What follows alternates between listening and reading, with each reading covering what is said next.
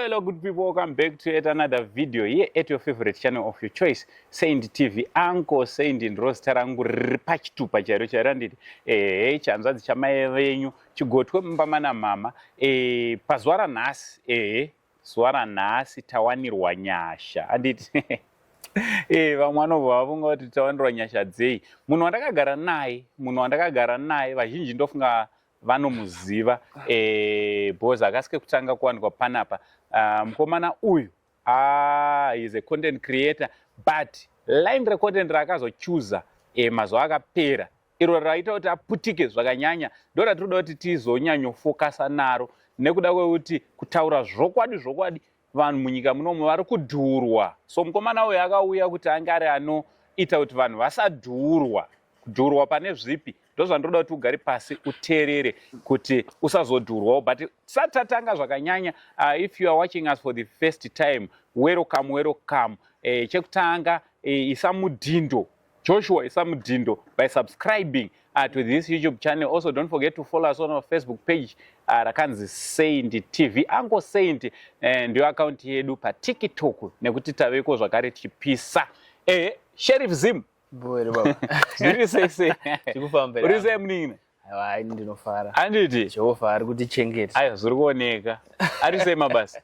Mabasa ari boa. Anditi? Yeah. Yo, Sheriff iwewe. Anditi? Ndisandabvunza zvakawanda nekuti chekutanga dressing yako chaichai. Inoratidza kuti yachinja wangopfeka ma-worksuits every time unenge uri mu-worksuit uchimhanya uchidai. But mazuva akapera waiva mukomana wedrip iwe. No, zvinoitika ndezvekuti dressing zvainoita. Dressing inofanira kungomecha what you are doing musi wacho. Hapana kumwe musi ukati unoona ndichienda kuchechi unotondoona ndakatorwa sutu kana kuri kumasono ndoona ndakarwa chigemenzi because tiri tinobhiliva kuti ukaenda kuRome handiti unotoka zvinoitwa nevaRoma. All right. Sheriff, I know they know you. But for the benefit of asingakuzive toda kuti timbodzokera kumashure zvishoma nditi. Of course vakutoziva kuti unonzi Sheriff Zim handiti. But tiri kutarisa kuti Sheriff Zim akamboshanda ku3K TV. Vane taimbokuona pamaprograms uri presenter chichini nangundoiziva kuti you were more than a presenter because kumashure kufuti nezvawaita. Give us a brief history, just a brief history about Sheriff Zim, how he started working nezve media kusvika pari nhasi. Alright. So I think nyaya dzekuzi ndakazvarwa kupi aiwa idzodzo achisina basa. Chine basa kuti jeni yangu media. I started off in media when I was in lower 6. Ndopa ndakatanga kudevelopa interest nemedia. I had already kubva kudhara ndandiri munhu anofarira zvokutaura uno. So I started developing interest in media ndiri mu lower 6. So muraini mangu ndaigara semuraini naDJ Sparks. But because ndandiri munhu anyanya kugara angari reserved ndichimboenda kuboarding ndadzoka boarding kwacho ndinengori mujeral ndandisinganyatsoziva. But one day tichiona TV paZBC. Takaona video raLady Squander. Okay. Then pane munhu wandandinaye I think blazi yangu here. Event panoziva kuti mufesi anogara muraini munomu DJ Sparks vachibuda so vachitanga vari kugocha so. Akagara muraini munomu. So zvakandinakidza kuti locally inda kuzobudawo pa TV but locally titori nomwe munhu atori pa TV kudhara. All right. So by that time DJ Sparks vanga ndongoya vaitransitioner from being a manager waLady Squander into starting to do content creation, doing the media static. So vandanosangana nawo I realized kuti tantori padhuze like 4 houses away chaidzo. All right, kubva pamba pedu. All right. Ndatosvika pai ndati blazi yangu chichita kutotaura ndichiti ini ndoda ngobatsirawo because ndazandoziva kumedia but ndizvinhu zvinoita sei zvinondinakidza. And then I remember vanga vaine kamera kawo so kanga inako nguva iyoyo. Saka ini ndaida zvekumberi kwekamera stereki. Vandanga kutombotsvayo vaida munhu anopresenta paZim reality. Yanga ichinzi Zim reality ipapo. Indasagona manje tikambotora news ndichitadza tikambotora kusvika wazoti ini ndakuenda ndega pamberi pekamera. Iwewe uchindibatsira uri behind the scenes. Then vandatanga kutora sei vandanga kutovabatsira kuti shuta. And it was so interesting kuti nguva yavaidzidzawo zvemedia nenguva yandaidzidza taidzidza together. Alright. So ndomutangira wandakaita media then ndalowa 6 ndandakusanyatsotofarira kuchikoro because ndakazenge ndazoziva kuti ndaikwanisa ndaifana kugumira form 4 ndoenda kujournalism school ndostudy journalism. So upper 6 I felt like it was for me, I felt like it was a waste of time kuti ndiende upper 6 but because ndanatoko kuti ndichiudzana moms kuti anchadi ndakafana chitopedzisa but ndakazonopedzisa kusvika upper 6 ndichitotsvaga basa ndaishanda kuna DJ Sparks but ndaitsvaga basa ku TV because ndaida kunopresenta pa TV because ambition yangu was kuti ndoda kubuda pa TV. And then ndakunopedza lower 6 I started doing zvekuita MC pamuchato because ndakasangana neimwe shamwari yangu aitaurisa stere katimbozamei kuita MC pamuchato. I remember at one point ndakatoita muchato ndakutoita muchato ndakutongonoda kutoita zvemuchato but love yangu yakaramba iri ku TV. So ndakazi seteni chatanga kuvhura isati yapa TV ndakaenda kuma auditions ikokoko and one of the judges akanudza chimwe chinhu chakandirwadza chakandibudisa musodzi because akanditi hayo akarebesa iwo. And I'm like, but kureba kwangu akugone kuadjust iwe here makamera ndikakwana. No, besides ndakati but Mwari mimi ndimakandipa height. Ndazosvika kuno unonzi ndakarebesa sei hapana pamaimbondipa height yekuti ndinosvika asanga ari mupfupi aitorwadziwa mufese because aitiwo yakewo mabhebhe anenge ari musaiza. Plus I had invested a lot kuti because ndaisagona remember ndaisagona so kutotara zvese izvi I believe kuti blessings akatozoya ndaisagona kutara pamberi pekamera ndairohwa nehana. I had invested a lot kuti nditombopa ka slightly good performance kana ndapa pa audition then obvanzi wakarebesa so torealize no ngori worried nazo asizo zvakutadzisa kupinda chakutadzisa kupinda height saka wafana kugara waita se waregera but then ndasvika uko handakuluza hope ndaona futi mamwe audition e3K TV vanopinda audition ayaya in fact ndakatanga kupinda audition e3K but hatina kupiwa response ndaenda ku ZTN kwekuya vanonzi ndakarebesa saka musi wandaitochema nditorodza munhu wangu kuti apa nini ndikutraya pandosvika nonzi ndakarebesa ndo musi wandakabva ndareceive call from 3K TV chinzi shamwari tandatokukanganwa shamwari itouya mangwana kune presenter photoshoot vaiti 3K those days yaiti vakatora mapresenter vainomaita maphotoshoots so that they get to promote mapresenters before vabuda pachi. So vanatoenda kuphotoshoot ndasvika kuphotoshoot kwekuya ndatopinda paipai but fun fact I was the first person kudzingwa basa pa 3K TV. Wakadzingwa here pepe? But hayo anopera pandakazobva. What happened is one mukomana akutiudza akukangana kuti ane dzimwe nyaya dzakambotiudza. Aiwa no pekutanga wakambodzingwa kekutanga hakusi kudzingwa pese but ndakanzi hausi kugona saka takumbokubvisa saka kudzingwa ka ndasati tomboproducer ipapo. What happened is mukutsvaka because I wanted to be on TV ndakazobvunzwa neumwe muchinda so muchinda ndomutenda akabvuma kushandiswa naMwari kuti career yangu isvike paanonzani anonzi Simbarasi Chovasa. But then he was a producer for my sports. So ndakati pandakaenda kuaudition ndakanotora namba dzake ndiye munhu ndakaramba ndichifonera ndichiti mukoma wangu hapana here kamukana chichi avazonditi unoziva masports here iwewe indaisaziva bhora ndaisaziva masports ndaisaziva chindaito ndinganyepe fanati ndogona masports atorowa masports ndo atorowa so pandadedzwa kuTV kwemasports I remember I did 2 episodes but because my knowledge was so shallow ndakananzi mabhosi ari kuti munhu wamuinaye ari shallow ngambobva paTV but zvandakaita manje ndaenda kwekuya pandakaita those 2 episodes ndakanoconnecta futi neimwe nevamwe mem so I also thank mem vakandibatsira vanonzi Mem Lucy. Ndakanotora namba dzavo so ndabva paipe ndanzi chimbomira ndakanowana futi mumwe munhu wokuramba nchinetsa kuti ingonipewo mukana ndobva Mem Lucy vazotaura nevamwe anonzi Mem Melo anonzi Lucy Yakanyongo ndo current head of production with 3K TV. And then Mem Melody anonzi Melody Amuchkinei, she's a former producer with 3K TV vakazobvawo. So what happened is Mem Lucy ndaramba nchiwafonera Mem ndipewo mukana vakazonditi ndazotaura neanonzi Mem Melo wati vari kutsvaga presenter wemashow emateenager unogona kumbowewo mbokutraya and I thank God kuti munhu wandakanopiwa ane mweya weumai Mem Melo. Mem Melo was so patient with me ndaityora chirungu ndaita sei vaingonditi mwanangu ndo pakatangira futi kuti even the relationship that I share na Melo na Lucy even up to now ndiana mai vangu, especially when you talk of media, because vakandigruma vakandibatsira. Melo vainditi mwanangu dzidzira ramba uchipractice unosvika chete. And fast forward ndazoita show yanzi Club 3K ndo show yandakatanga kuita pa-TV ndaita Club 3K. Fast forward in terms of presenting, yes, before naenda ku-production. Fast forward pakazonopera 1 year, that West presenter who was once fired akabva anowina award for the viewers favorite presenter. Fast forward in 12 months. From zero to hero. You know, from zero to hero because ndaisagona apa. If I'm to even yourself, you know it. But I had passion. I was willing to learn. I was ndaida kuimprove because I wanted this. I wanted this so badly. And I remember ndakambouya ku 3K. If you remember very well, which present a show yako. You were the producers though. Papo nanato ku production. What happened now kuti ndizopinda ku production?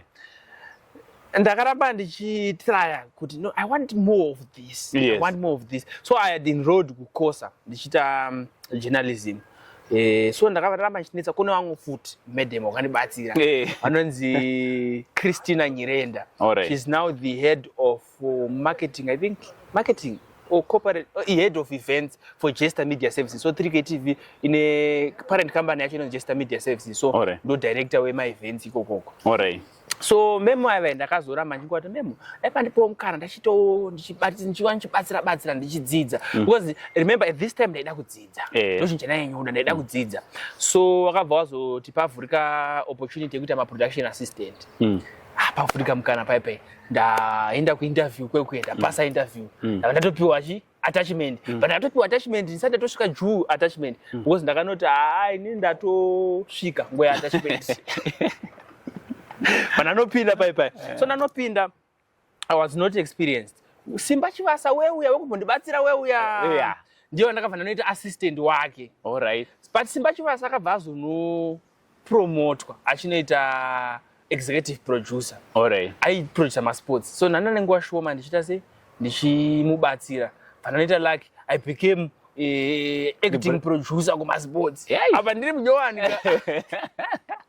Because I was not officially the producer, I was production assistant, but I had to because uyanga busy, anga kumanya, my production akawanda. Pipe takutopusha pipe. And ndaida kuramba nchidzidza, and because I was a creative person, ndakaramba trust kwa nema bigger shows. By the time ndakazonosvika 1 year ndiri kokoko ndanda kutonetuma show twangu ndanda kutonzi producer. I remember that time I was producing ainzi morning devotions. I was producing, what else was I producing? I was anjanyatsoziya but pandakazonopedza 3 year. I remember at one point pane nguva yakamboita under 3K yakamboita a little bit understaffed. Ndaiproducer mashow akawanda. Ndatomonya because I remember kuti by the time ndakazobva ku 3K I was producing mashow ese anga ine ma-celebrity host pa 3K. Ndina ma-producer because ndaiproducer inonzi transformations with Pastor G. Pastor G ma-generals. Ndinaivaproducera. There was a show inonzi off stage. Yaiproduced na Baba Shupi. Yaipresented na Baba Shupi. I was the producer as well. I also got the chance to pakaya multi-choice each time production in 3K. I was the prop master and head of my locations for that show. So ndoko nautara nchimhanya kuti ndisapedze nguva but mufambiro wandakaita. Right, tichiri papo ndakuda kuti tiende wakazoshanda futi ku Zim Reality. And up to now turi kuona ku DJ Sparks ZW but tichiri ikoko tiri kutaura kuti zoni wanga uchiri kamwana kadiki. Ndandiri mufana because I remember kuti vanhu pa 3K TV was uri teenager. I was a teenager. Vaitonditi chibaby che3K, chilast born che3K. Yes, because I was very young. Tiri kuti experience yavepo. Then wakazobva atizoti wakabva sei pai wamboti wakambodzingwa ndakugona apa ndakugona. What I did is I felt kuti it was time because ndakapita nguva inanda kuita YouTube. All right. So I felt like it was time for me. Now I have the knowledge, and I think I have learned a lot from TV, and I think it's time for me to go independent. All right. So what happened now is ndakatoseva notice yangu, ndakatisa notice yangu 3 months notice. Chipani chandakadzidza from zvese zvandakaita is chinhu chakakosha kupfuura anything else, my relationships. Yes. Because I'm here pandiri mana because of my relationships andakagona kuvaka nasimba chivasa, Lucia Kanyongo, Christina Nyerenda, Melody Muchkinei, vanhu vandakagona build my relationships now. Akazogona kuti vaite overlook kuti mufeso asata kunyatsogona, but let us be patient naye adzidze maibata. So ndakadzama kukosha kwama relationship. So pandakabva pa 3K TV, I did not want kubva chisina kunaka. So I saved my notice, 3 months notice. Even up to now, I visit by 3K TV, I have friends by 3K TV, I have family by 3K TV. Why? Because ndakazobvawo zvakanaka. Ndakunotanga unoita YouTube yangu because DJ Sparks why. Wakazengwa nditi mfana wangu. Itakuchita zvinhu zvako. I understand kuti zvese zvikukunakidza. But itakuchita zvinhu zvako. Ndochino chakaramba achita hama. Itakuchita zvinhu zvako. I remember at one point ndakatoneka YouTube channel kangu kanga 2000. Ndikakatengesa. And then ndikazotanga imwe ndakushaya izvo zvangu yakunzi Sheriff Zim Cars. Ndikatanga iyo ndikatanga kuita reaction videos. Zvinhu zvakatanga kutofamba usipanda katobva ku 3K TV, zvinhu zvakatanga kutofamba. And then DJ Sparks move into my podcast. It was a mutual agreement yatakaita nawo kuti no mfana wangu ndakumuvha kuma podcast. You have the experience, you know how to create my sets, you know how to shoot, you know how to edit, you know this whole process. Come, let's work together one more time. Ndadzokera kwa DJ Sparks takutopusha ma podcast. This is now this year. Takagadzira ma sets, takagadzira ma concepts ema shows, tikaita ma setups zvese, tikatenga equipment, we did the whole flow of the production, tikabuild navo, and up to now I still work now. No, I'm no longer full time now, but I still work now because what zvakanditira baba zvazvikuru. All right. Zvakanditira zvikuru because they're the first person to tolerate me ndisingagoni. All right. Pakutotanga musati matomboenda kweso. Matomboenda kweso kutirikeyo. He is the first person to tolerate me, to tolerate my media mistakes. Because ndasagona kaidini. Sitamene kuti makaungana anditi muri vanhu vasingagone, but pavanhu vasingagone iwawo ndo usingagone mukavabvunza DJ Sparks vanokudzai kuti chimufana chacho chisingagone, but vakanditolerata. I thank God above everything else because I believe tolerance yandakapiwa nevanhu ava it was inspired by God. Why? Because you cannot tolerate munhu asingagone kudaro. Uchida kuita mari, you cannot tolerate. Yeah, handei waishanda na DJ Sparks, then you discovered yourself again. Yes. What you are into currently. Right. And I remember when you started doing these videos, it was like a joke. Posting on TikTok, your views were like, But today, wamuno kutoti bemakaseo kana vasati vakufonera, avasati vakutoziva zvavari kuita. Because you are one person who is taking my clients, they are trusting you. This is the person who can help us to buy our first car, especially kutenga motikari yekutanga. Because it's really very difficult kutenga motikari yekutanga. My love for cars has always been there. Because at some point ndakatomboita casual kudhara. Ndine kafoni kangu kaITO kanda ndinako ndichitoshuta chichi because my love for cars has always been there. So motor is also a comfort zone for me because ndiri munhu agara achida zvemota, ndikaona pagadzwa mota ndichida kuona and stuff. And also pakuti I also made a mistake. I did not make a mistake per se, but pandakaita first car yangu yakazotama problems because of kusaziva. So I learned a lot. Unondirwadza popa. Anondirwadza DJ Sparks yapadhuze. Mukomana anondirwadza. Sparks I think is one person who is going to witness for me. Remember when you came with this young man, pandandri kuseru uyapana pa Sparks. Tingotaura ipapo wabva zvako. Wakachena. Sparks baba chakachena manje. Yeah. So muriona kuti Sparks anditi. Sparks akatonditi mupana ari kuda kutenga motikari. Anditi. Saint ngatibatsire mupana kutenga chi mari anayo uyo akandiudza and then ndo andatoti no inini ndine motikari kukoko museru ndaidriva auteza ndaiva nekasubaru kamini ndikati munhu ari kutanga mupana ndikamupa subaru kasubaru kangu kamini mupana anenge akadi uchiruziva ndandisingatodi ukatengesa but for the sake yekuti mupana yava family mupana akandijamba zvimwe zvo andoda bhima no problem yangu mira sipaklataurewepo pai usatoenda babaji zvachinoita chine zvachinobelieve achitrust process number 1 maona ndakaita inini mune wekuti iyeka kana aiti dhimka yangu iBMW haakwanisi kunzwiswa kuti zvizvi ndichiri pahonda fit anonanga kune zvaanobelieve so musi wakati wadhiri manje my last statement takapedza takaona makanika kati bhima imileage yayo yafamba select chichi plus bhima isiyana nayo plus yaibhodi takazoita sei takazongoenda kuna bhodi yanga ribhoma engine serious takazongonomubvunza mubvunzo wekupedzisira ndakamubvunza komana ndikati baba toita sei isini isiyai wakapindura kuti chii akapindura kuti chinouya chinondiwana inini ndakabva ndipe peni ndisaine sawitness kuti tora chii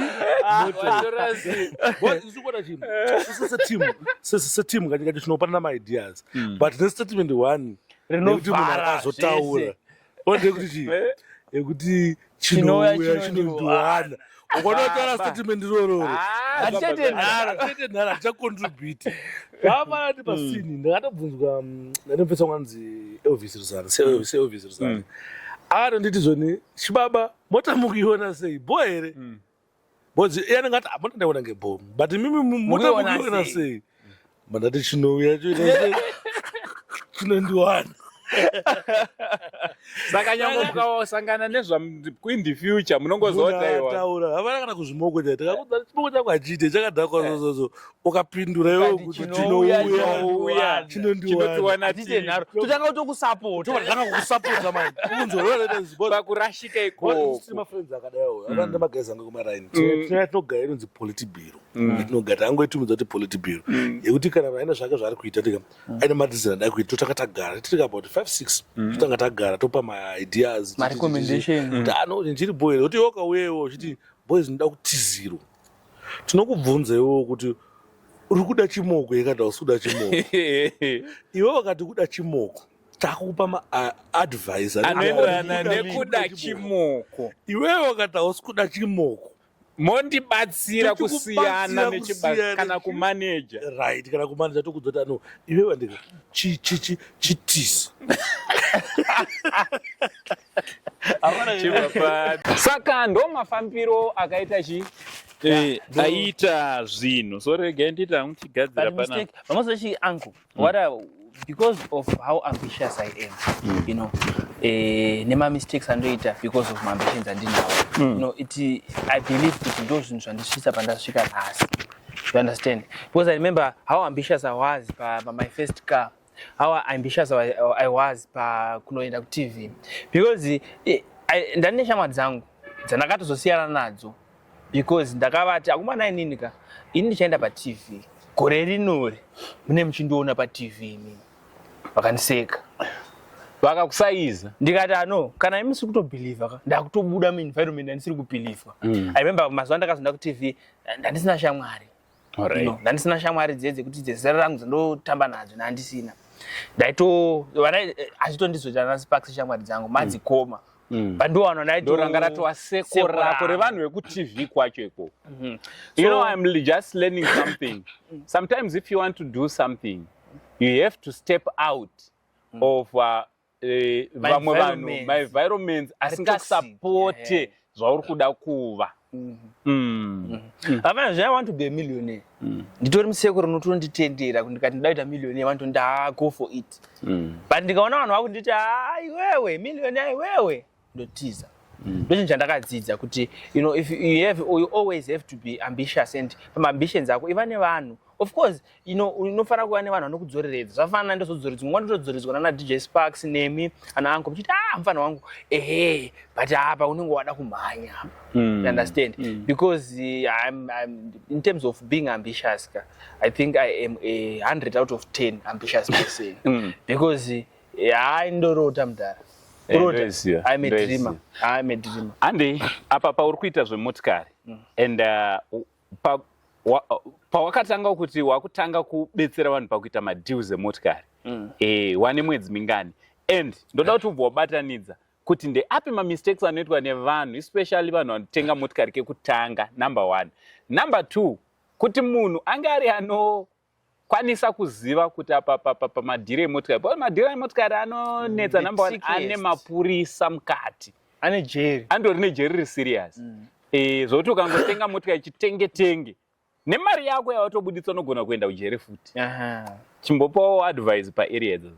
So what happened is I bought my first car at a young age because I bought my first car nditori around 2021 ndipo ndakatenga first car yangu and ndine zvandakadzidza pakuti ndagara ndiri anofarira mota pandine zvimwe zvandakatanga kuzodzidza ndanayo mota iyeyo ndakusangana nemaproblems dzimwe nguva ndakutoonawo zvimwe zvinhu zvanenchiona so pandakatanga kuzoshare knowledge yemota I was sharing from what I know and also seko rangu I've been in a circle rekuti almost everyone in my circle has a car.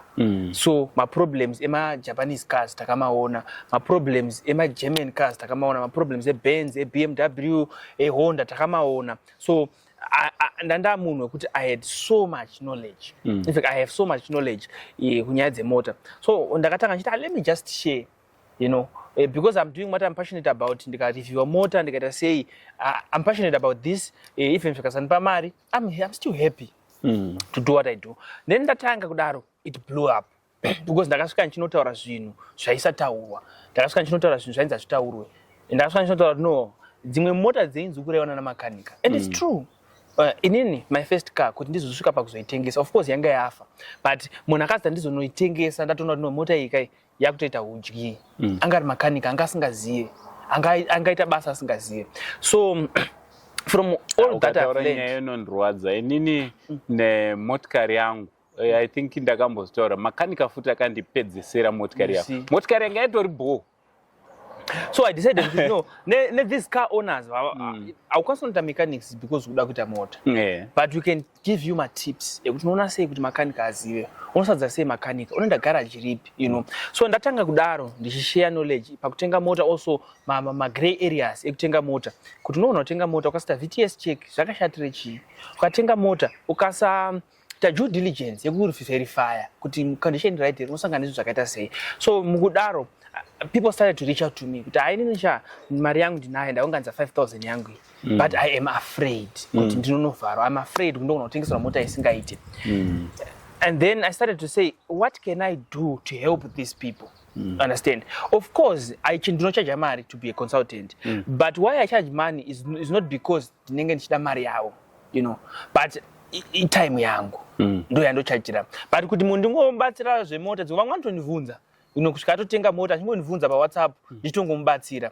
but because time yangu yekuti ndinge ndichitsvagawo mari ndizodrive and stuff ndo yandozochaja but I remember the first few people ndakabatsira ndakatowabatsira mahara but I realized no this is time consuming because andikwanisa kutoenda padhiri remunhu anditi ndosvika ndotanga kuita zvinhu zvokumhanya ndinorasisa munhu. So I started to help people zvelevel rekuti munhu ane mari yake antonzo no ona inini kada kutobatsira kutsvaga mota yacho handizondoiwanepi also ndoda kuti utondibatsirawo kuti kana taiwana mota yacho ndoziva sei kuti mota iyi yakafa chakati, ndoziva sei kuti mota iyi inodai so all of those things mechanical checking yekucheka kuti engine yakambovhurwa here maleaks and stuff izvo zvese zvinhu ndindoita and then also nowadays ndakati vandudzei ndakutokupa condition report yemota yako pane chicheka paipa ndechitonyora so that when you buy your car kuti mota iyi ndaitenga yakafa suspension so I need kuzogadzisa suspension mota iyi ndaitenga yakafa pump ndofana kuzogadzisa pump and titakanyora zvese pasi zvese zvizvo pasi and paunototenga mota kundobva une list rekutoziva kuti no chakati chiri right chakati hachisi right chakati chida attention chakati chakadai so yeah ndokwandava ikokoko, and it has been good vachingo, you know, because the kukura kwandaita futi paTikTok. I remember kuti right now in terms of the car industry or the automotive industry in Zimbabwe, tichitarira vanhu vasingatengesi mota, you know, just my journalist motor. I'm one of the most, you know, powerful voices ikokoko. Patotaura vanhu vanotonzwa kuti patotaurwa nyaya dzemota, patotaurwa. Afana, if you are to point out kabata munhu avhara munhu, if you are to point out vanhu vanotoziva kuti sure uyu munhu anotovhara vanhu, because you know people have trusted me, and I've positioned myself in such a way kuti I will not be compromised. I will never support chinhu chandoziva kuti ichi chikunyudza vanhu, because I know kuti mari yemota inorwadza sei kuunganidza. I know kuti zvinorwadza sei kuvharwa mari yako, so I will never be compromised. Right now there's someone who is watching you atova nemari inokwana kutenga motikari, and I remember inini this at the time when I wanted to buy a car, ndakaspenda 3 months mari ndinayo Muchishaya munhu, ndichishaya nokuwanda kwaita motikari koko yangu chaiyo chaenda ishaya. Varipo vada kutenga, vamwe vada kutenga munomu, vamwe vada kutenga online paBforward, maXJEP, vamwe vada kutenga even kwana South Africa. But vari kuti mari zvandanayo ndanga ndakamirira munhu anenge iwewe. Vanokubata sei kana varipo vanhu vakadaro? All right. The easiest way to get in touch with me is to just call me pa phone pangu. Number zangu 0719241215. I will repeat again, 0719241215. Do number zangu, and across all social media platforms, my pages zangu is Sheriff Zim. It says that Sheriff Zim or Sheriff Zim Cars, but mostly kune motor. Kangwe Sheriff Zim Cars notondowana. Even you can check up on Google. And I just sent a screenshot some other day. I've realized kuti my whole portfolio is there on Google. Kangwe Sheriff Zim, you can get to know about me. Even sort of dealer name, if you want to know me, go ahead and just research. You want to go know Sheriff Zim akazodai so, andanezo zakati akazombodai so, kana ndakavhara vanhu zviripo ipapo. You'll see how clean I am. Aiwa, thank you very much. Now tato mkomana atomboisa phone pa flight mode akatomirwa nevamwe vada kutoitwa dhiri motikari. Yes. Thank you very much Sheriff Zim ane time inoi. So guys, if you want to get in touch, you know, don't ever buy a car before consulting my car experts. Aiwa, so ndofunga kuti hazina kuchenjera kuti unge uri unotenga motikari usati wataura na Sheriff Zim. So number dzake ndo dzaresa pa screen, iwe chaunongoita chete kunge uri unobatana naye. Zvikuru sei zvakakosha kuti muende pa ground motoonana mokurukura, because most of the times vanhu vanongoti pamwe ndezve social media ndezve pa internet. Aiwa, zvinhu zvinenge zvichitoitika in reality. Sheriff Zim, yes, thank you very much nekuuyawo panapa. I know kuti uri munin'ina wangu ndaigona ngokuti gara apa tiite, but takutaura nezvebrand. Thank you so much. Brand rako rabvuma kuuya rikagara panapa tikaita video rino here. Wish you good luck muarea yako yauri iyoyo. Ndinoda kutendaiwo futi uncle, thank you so much nekunipa opportunity. You know, it's always a pleasure when you do something zvekuti even vanhu vari musekoma kwaunoti nah, this guy has something to share. You know, kuti una vanhu vatozivana kuti utozoti uyu haana zvekushare. So thank you so much, and thank you so much kune vagara vachindionawo ndichitaurawo musoro pfungwa dzangu, and kune vachada kutenga mota isu if head kuna uncle, go ahead and get in touch with me. Kana usinganitrust, just go ahead and get another person unotrust anoziva zvemota, because donzo rangu harisiri kuti ufambe neni, but famba nemunhu anoziva, so that uite loss. From Uncle Saint, Sheriff Zim, for now it's much love and God bless.